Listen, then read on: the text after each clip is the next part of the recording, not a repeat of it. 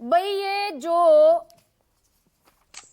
इतना बड़ा अपराध थोड़ी हो गया ये गलगोटिया यूनिवर्सिटी ने जो भारत मंडपम में जो देश की फजीहत हुई, चाइना तक बात पहुंची और चीन ने अपने सोशल मीडिया पर बाकायदा इसको प्रचारित किया कि भाई ये तो हमारा माल चुरा कर अपना बता रहे हैं। इतनी बड़ी कहां बात हो गई है? आप चाइना पल्स की बात कर रही हैं। चाइना पल्स ने भी काफी इस मुद्दे को उठाया था। और नॉट ओनली इन चाइना, अल जजीरा देख लीजिए, न्यूयॉर्क पोस्ट पे देख लीजिए, और तमाम देश के अखबारों ने इस पर लिखा कि किस तरह से गलगोटिया यूनिवर्सिटी ने जो है इस देश की बेइज्जती कराई है। देखिए, हमारे भाई आरपी सिंह साहब ने एक बड़ी इंपॉर्टेंट बात कही कि माओवादी उस सोच को आगे बढ़ाते हैं, मतलब जो आप बोल सकते हैं ना कि क्राइम की या गन्स वंस की बात की। तो मुझको तो लगता है कि फिर इस सोच को अगर सबसे ज्यादा कोई आगे बढ़ा रहा है तो असम के मुख्यमंत्री बढ़ा रहे हैं, क्योंकि भारतीय जनता पार्टी की आप समझ लीजिए ऑफिशियल उससे बंदूक चलाते हुए उनकी एक वीडियो वायरल हुआ, जो कि खाली भारत में नहीं पूरे सर आऊंगी आरपी सिंह, भारत में ही नहीं बल्कि पूरे मिडिल ईस्ट में खासकर और पूरे दुनिया में वो उस चीज की चर्चा बनी। तो और दूसरी बात, एक बड़ी इंपॉर्टेंट बात है कि अभी सिंह साहब ने कहा ना कि पार्लियामेंट में हमने पर्चे फेंके तो ये हुआ, तो जहां पर ये हुआ था ये टी शर्ट वाला, वो पार्लियामेंट नहीं है। आप डिफरेंस दोनों का समझिए। दूसरी बात, अगर कोई अब सुनिए, अरे सर संसद में और उसमें फर्क है।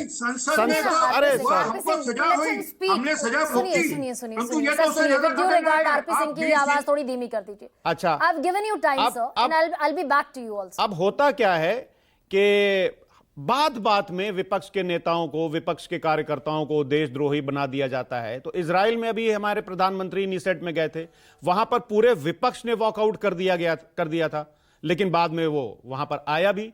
तो क्या इजराइल में या इजराइल की संसद ने या उसकी मीडिया ने उनको देशद्रोही कहा?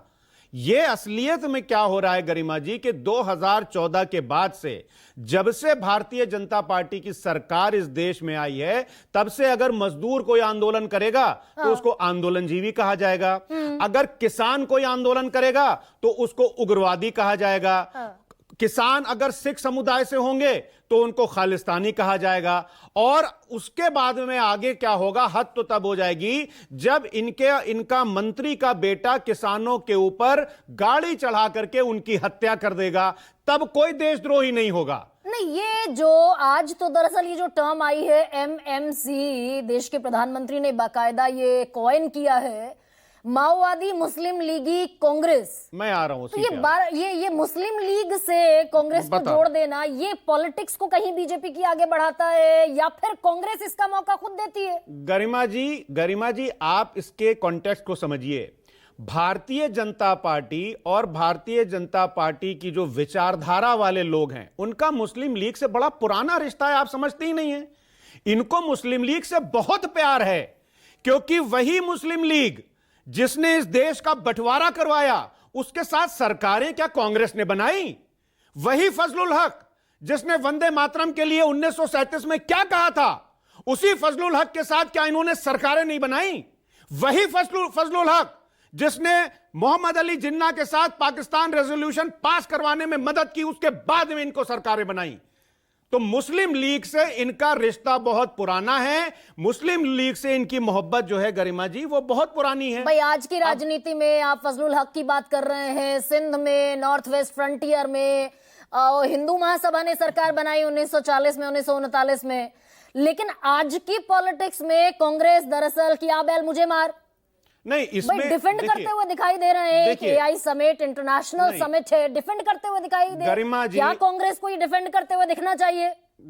गरिमा जी आप एक बात बताइए, सरकार की नीतियों के खिलाफ एक लोकतांत्रिक देश में अगर प्रदर्शन नहीं होंगे तो क्या नॉर्थ कोरिया में होंगे? एआई समिट में देखिए, जगह जो है वो गलत हो सकती है, लेकिन अगर उन लड़कों ने प्रदर्शन कर दिया तो क्या वो देशद्रोही हो जाएंगे? हाँ। पॉइंट यहां पर आता है। तो अदालत ने बता दिया ना उग्रवादी, ना कोई उग्रवादी गतिविधि थी, ना कोई आतंकवादी गतिविधि थी, ये सामान्य प्रतीकात्मक विरोध था, कह दिया अदालत ने। अदालत ने तो यह भी कह दिया, मैंने आप ही के चैनल पर कहा था एक बार, आप ही के चैनल पर मैं बैठा हुआ था जिस दिन अरविंद केजरीवाल जी अरेस्ट हो रहे थे, मैंने, आप निकाल लीजिएगा, मैंने कहा था यह सरकारी अपहरण है अरविंद केजरीवाल जी का, गरिमा जी।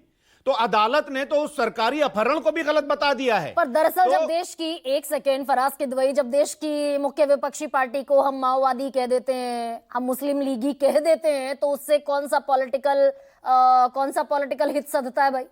नहीं, हम तो ये कहते हैं प्रधानमंत्री जी जो हैं, आदरणीय प्रधानमंत्री जी, और उल्टा सीधा बोले, क्योंकि इन्होंने जब कहा था ना कि आपके गहने बांट दिए जाएंगे मुसलमानों में, आपकी भैंस चुरा ली जाएगी, तो जनता ने दिखाया ना, 400 की बात कर रहे थे, आप 240 में आ गए। तो ये अपने लिए खुद गड्ढा खोद रहे हैं आदरणीय उसके बाद महाराष्ट्र जीत गए, उसके बाद हरियाणा जीत गए, उसके बाद दिल्ली जीत गए, उसके बाद कितने चुनाव जीत गए, बिहार जीत गए। दो चीजें हैं गरिमा जी, देखिए दो चीजें हैं।